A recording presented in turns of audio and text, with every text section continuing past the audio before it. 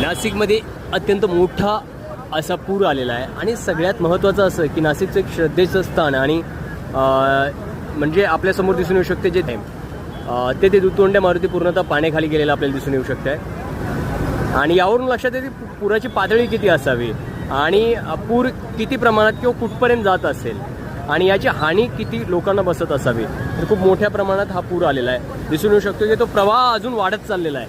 म्हणजे बघा पाण्याचा प्रवाह बघा.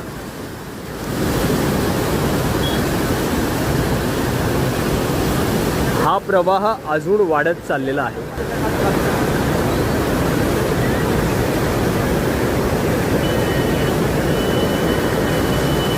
गर्दी बघा. खरं तर तिथे काही मनपाची अधिकारी होती इथे, परंतु आता तिथे कोणीच नाही आहे. लोक अगदी थेट त्या पाण्याच्या तिथे चाललेले आहेत. याच्यात नको तो अपघात ही होऊ शकतोय.